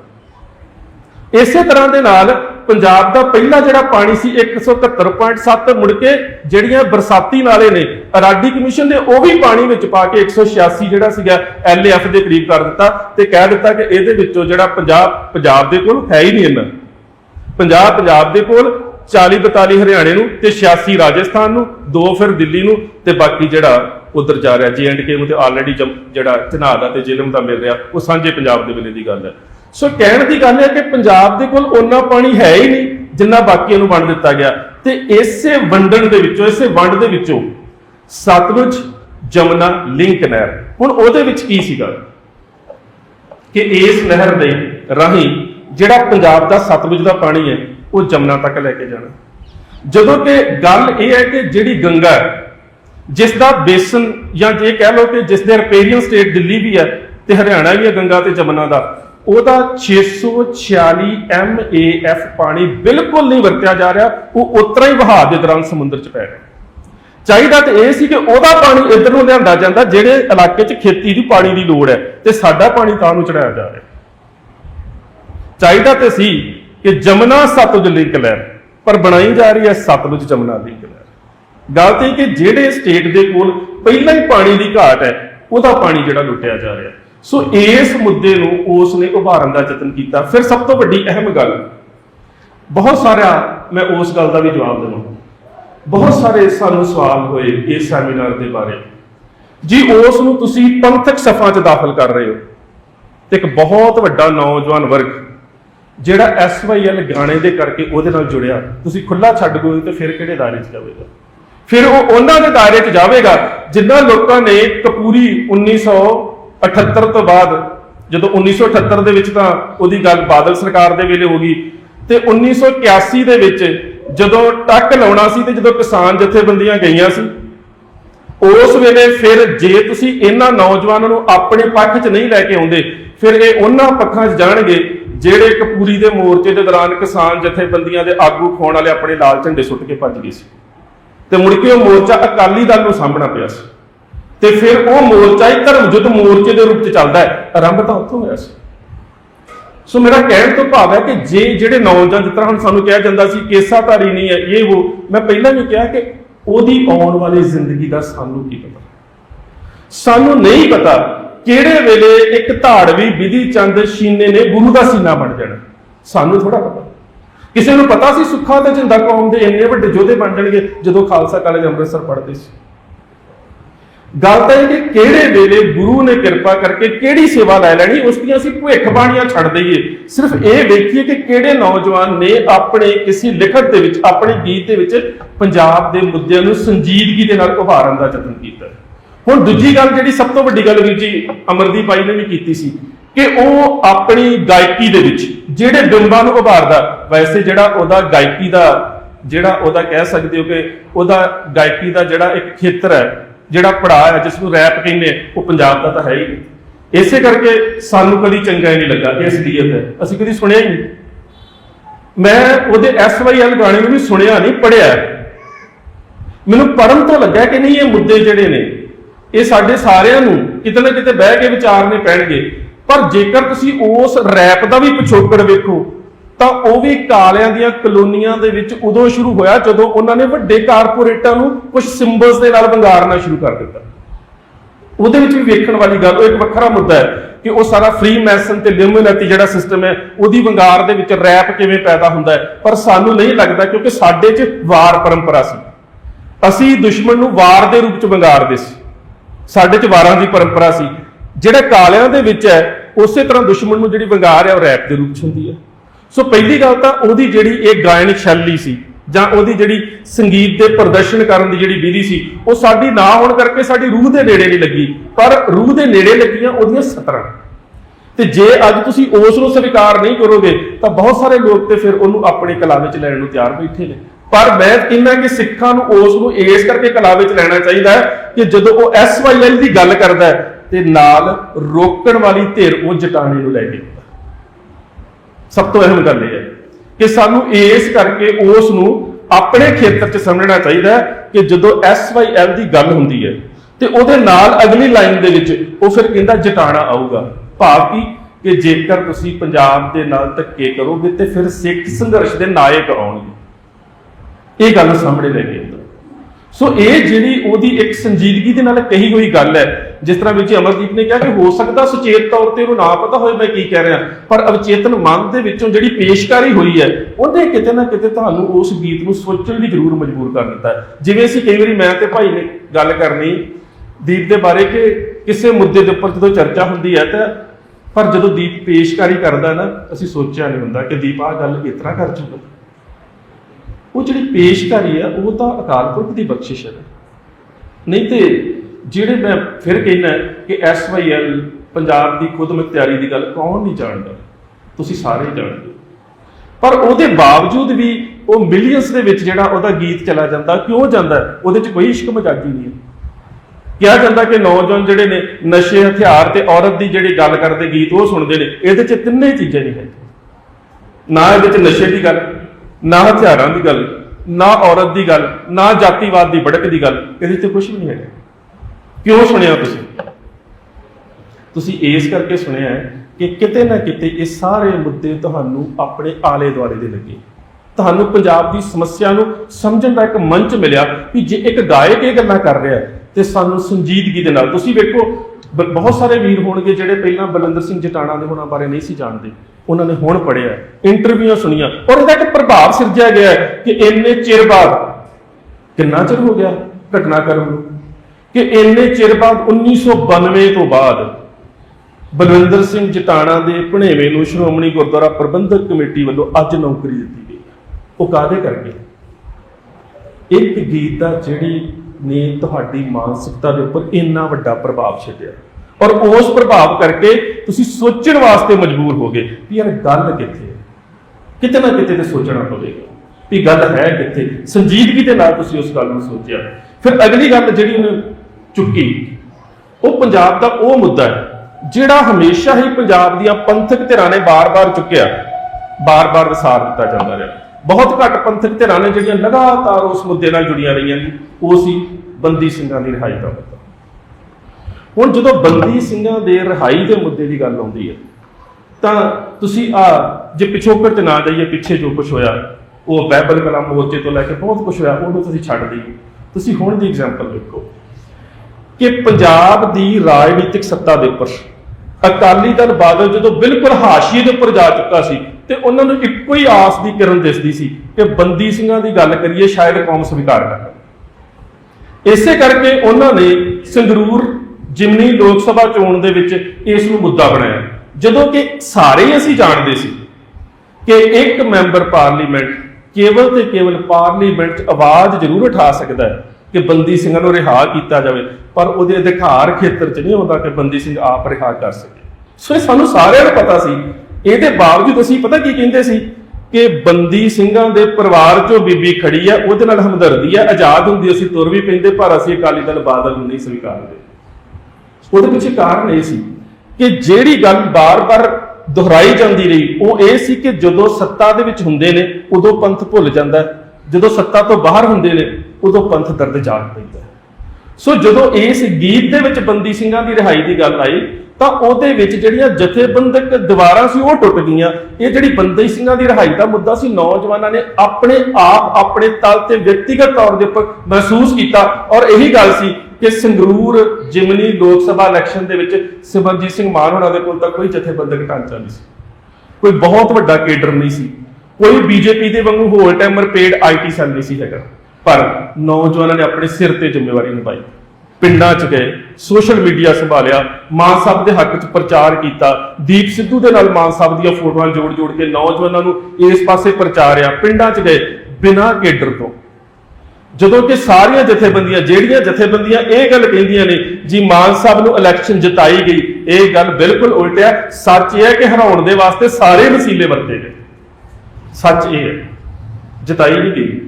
ਹਰਾਉਣ ਦੇ ਵਾਸਤੇ ਹਰ ਧਿਰ ਨੇ, ਜਿਹੜੀ ਵੀ ਕੇਂਦਰ ਤੋਂ ਰਿਮੋਟ ਦੇ ਨਾਲ ਚੱਲ ਰਹੀ ਸੀ, ਹਰ ਧਿਰ ਨੇ ਮਾਨ ਸਾਹਿਬ ਨੂੰ ਹਰਾਉਣ ਦਾ ਪੂਰਾ ਯਤਨ ਕੀਤਾ। ਨਹੀਂ ਤੇ ਜੇਕਰ ਜਿਤਾਉਣ ਦੀ ਗੱਲ ਹੁੰਦੀ ਤਾਂ ਅਕਾਲੀ ਦਲ ਬਾਦਲ ਬੰਦੀ ਸਿੰਘਾਂ ਦੇ ਪਰਿਵਾਰ ਚੋਂ ਉਮੀਦਵਾਰ ਖੜਾ ਨਾ ਕਰਦਾ।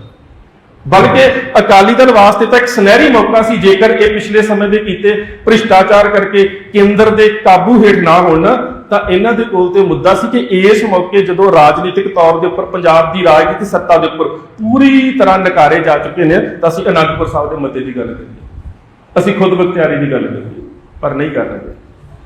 ਪਰ ਜਦੋਂ ਤੁਸੀਂ ਇੱਕ ਗੀਤ ਦੇ ਵਿੱਚ ਸੋਵਰਨਟੀ ਸ਼ਬਦ ਨੂੰ ਸੁਣਿਆ ਤਾਂ ਉਹਦੇ ਵੀ ਵੱਖਰੇ ਵੱਖਰੇ ਜਿਹੜੇ ਨੇ ਉਹ ਰੂਪ ਨੇ।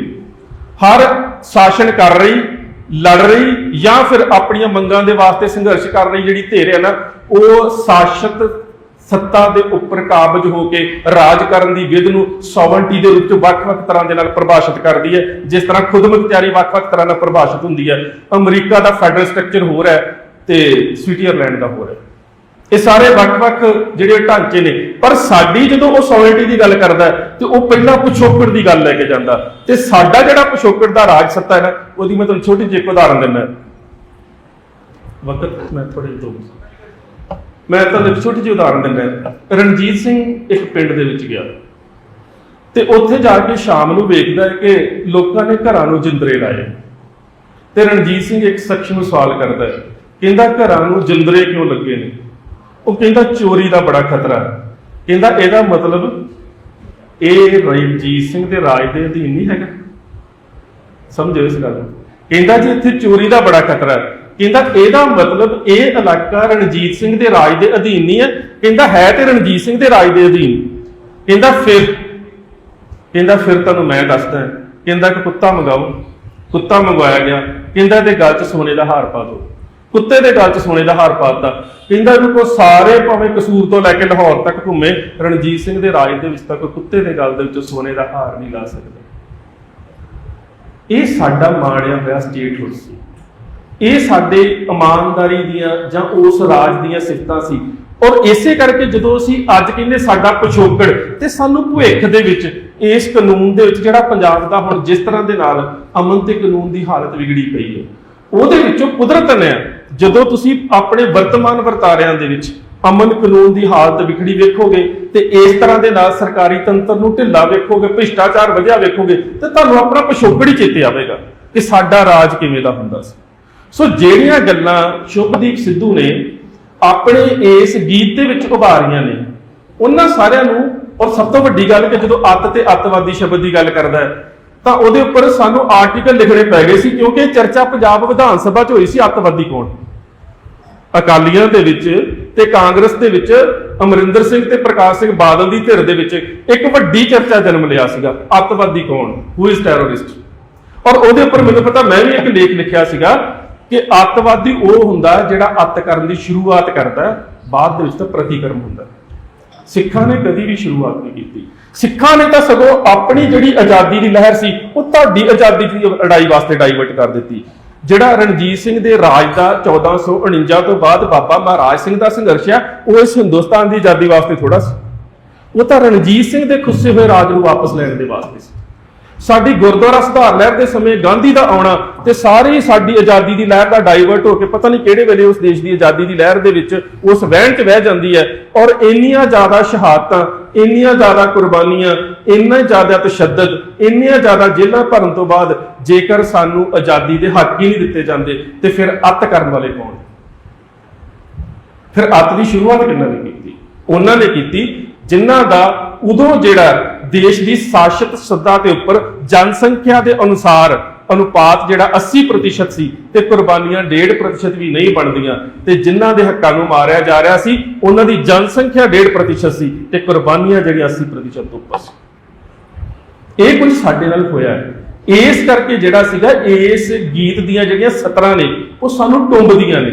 ਸੋ ਇਸ ਕਰਕੇ ਗੱਲ ਕੇਵਲ ਇਸ ਗੀਤ ਦੀ ਨਹੀਂ ਆ, ਗੱਲ ਤੇ ਇਹ ਹੈ ਕਿ ਜਿੰਨੇ ਵੀ ਮੁੱਦੇ ਉਭਾਰੇ ਗਏ ਨੇ ਉਹਨਾਂ ਮੁੱਦਿਆਂ ਦੇ ਬਾਰੇ ਨੌਜਵਾਨੀ ਦਾ, ਔਰ ਮੈਂ ਕਹਿੰਦਾ ਕਿ ਮੈਨੂੰ ਇੱਕ ਗੱਲ ਦਾ ਦੁੱਖ ਵੀ ਹੁੰਦਾ ਹੈ ਕਿ ਜਦੋਂ ਅਸੀਂ ਉਹਦੇ ਵਿੱਚ ਸੋਵਰਨਟੀ ਦੀ ਗੱਲ ਕਰਦੇ ਹਾਂ, ਉਹਦੇ ਨਾਲ ਅਸੀਂ ਅਨੰਦਪੁਰ ਸਾਹਿਬ ਦੇ ਮਤੇ ਦੀ ਗੱਲ ਕਰਦੇ, ਅੱਤ ਤੇ ਅੱਤਵਾਦੀ ਦੀ ਗੱਲ ਕਰਦੇ, ਤੇ ਮੈਨੂੰ ਹੈਰਾਨਗੀ ਇਸ ਗੱਲ ਦੀ ਹੈ ਕਿ ਇੱਕ ਵੱਡਾ ਸੰਘਰਸ਼ ਜਿਸ ਮਤੇ ਨੂੰ ਆਧਾਰ ਬਣਾ ਕੇ ਲੜਿਆ ਹੋਵੇ, ਅਸੀਂ ਉਸ ਮਤੇ ਦੇ ਰਾਹੀਂ ਲੋਕਾਂ 'ਚ ਜਾ ਕੇ ਜਨਤਕ ਤੌਰ ਤੇ ਅਜੇ ਤੱਕ ਇਹ ਨਹੀਂ ਦੱਸ ਸਕੇ ਕਿ ਇਸ ਸਭਾ ਦਾ ਸ਼ਿੰਗਾਰ ਸਾਡੇ ਹਿੰਦੂ ਭਰਾ ਵੀ ਹੋਣੇ ਚਾਹੀਦੇ।